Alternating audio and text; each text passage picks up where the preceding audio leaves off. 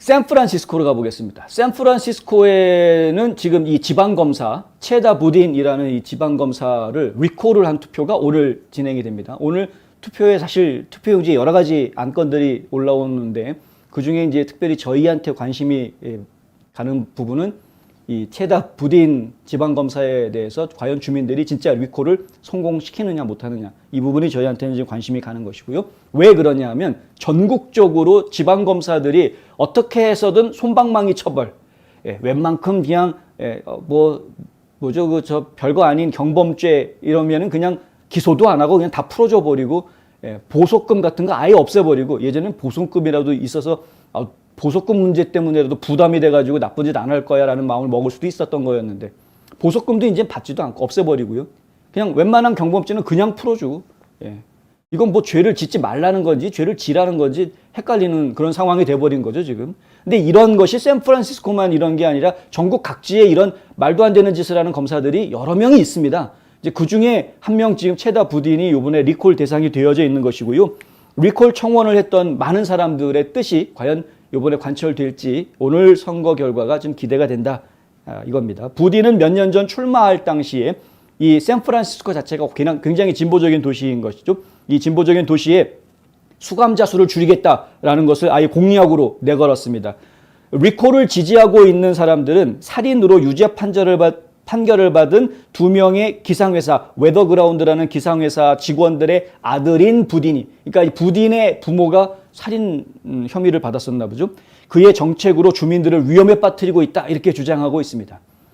살인자의 아들이 이 말이 맞는 표현인지 모르겠습니다만 하여간 예를 들어서 살인자의 아들이 지금 검사가 돼가지고 주민들을 오히려 위험에 빠뜨리고 있다 이런 식의 지금 공격을 하고 있다는 것이죠. 부딘이 2020년 취임한 이후 전반적인 범죄의 신고는 늘지 않고 있는데 약국에서 의료 부티크까지 도처에서 진열장을 깨고 물건을 탈취하는 강도 행각 동영상이 강도와 절도 같은 범죄가 증가했다는 점을 부각시켰다라고 지금 언론들은 보도하고 있습니다. 무슨 얘기냐면 지금 표에서 보시는 것처럼요. 2011년부터 2022년까지 범죄가 발생한 것 그리고 기소가 된 것에 대한 이야기입니다. 근데 펠러니 여기 보면 이제 파란색으로 표시된 게 중범죄고요. 뭐 예를 들면 뭐 살인이라든가 뭐 성폭행이라든가 이런 중범죄들이고요. 여기 하늘색으로 되어져 있는 것은 전부 다 경범죄들입니다. 이 경범죄들 같은 경우에도 좀 줄어들었고 그다음에 이 펠러니도 좀 줄어들었다 이겁니다. 지금 2020년에 체다 부딘이 검사로 된 다음부터 갑자기 줄어들었다 이렇게 나온 것이죠.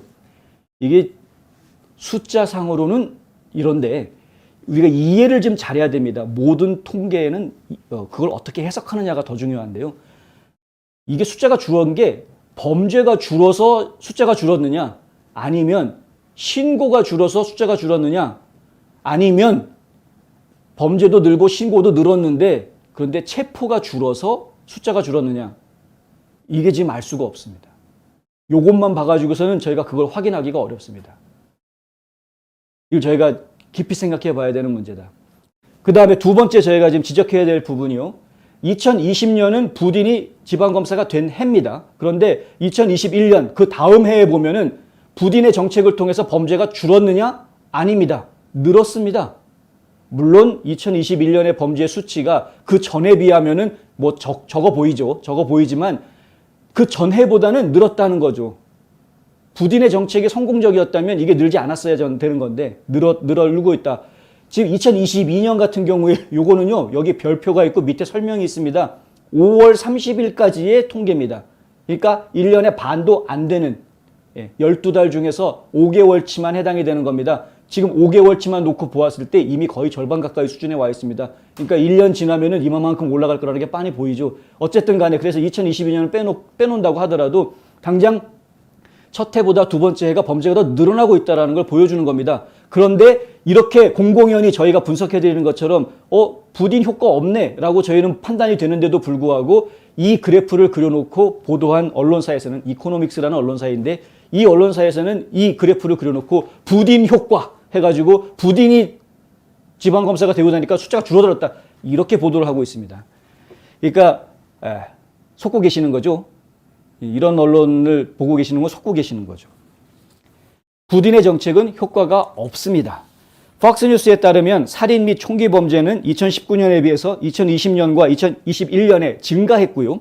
2022년에는 약간 감소했지만 아직 1년이 다 지나지 않았기 때문에 두고 봐야 될 일입니다. 2021년 샌프란시스코에서 펜타닐 사망자는 코로나19 사망자를 추월했습니다.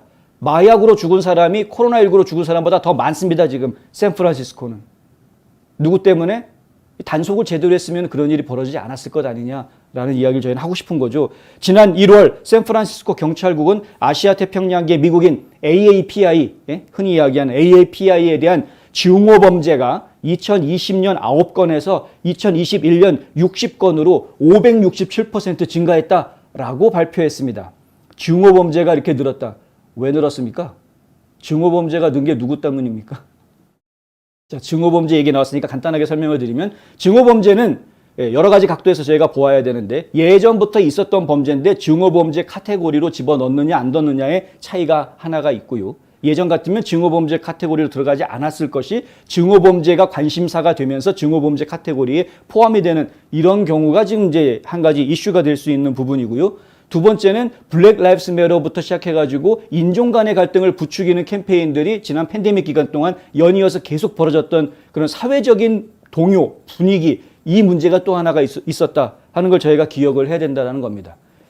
567%가 늘었다는 것이 왜 이랬느냐를 우리가 생각해 봐야 된다. 그래서 오죽하면은 공화당 지도자들이 이끌고 있는 여러 주에서 아이들한테 이 크리티컬 레이스 테오리, 이거 비판적 인종이론 가르치지 말라, 아예 법으로 만들자 하는 주들이 수두룩 나오게 되는 이유가 어떻게 해서든 인종 간의 갈등을 일으키는 사고 구조나 정보들을 국민들에게 제공해서는 안 된다라는 지도자들의 판단에 따른 것 아닙니까?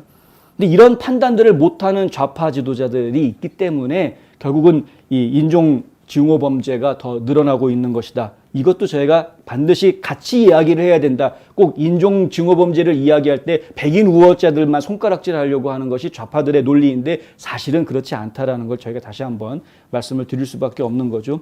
리콜 운동의 대변인을 맡은 리치 그린버그는 팍스뉴스와 인터뷰에서 이런 말을 합니다. 평생 샌프란시스코에 살았던 주민들, 그리고 평생 민주당원이었던 사람들, 진보주의자들, 자유주의자들, 심지어 2019년에 부딘에 출마했을 때 부딘한테 투표해 주었던 사람들조차도 지금 리콜에 참여하고 있다. 왜? 그에게 실망했을 뿐만 아니라 그가 무엇으로 드러나는지에 대해서 혐오감을 느끼게 됐기 때문이다. 말로는 아주 그럴듯하게 수감자를 줄이고 그들이 사회에 적응할 수 있게 해주면은 그러면 오히려 더 범죄율은 줄어들고 좋아질 거다라고 말을 했으나 실제로 샌프란시스코 주민들이 느끼는 체감 범죄율은 훨씬 올라갔다. 더 위험한 도시가 돼버렸다. 법을 바로 세우지 못하는 사람들이 그 자리에 앉아 있으면 개판되는 겁니다.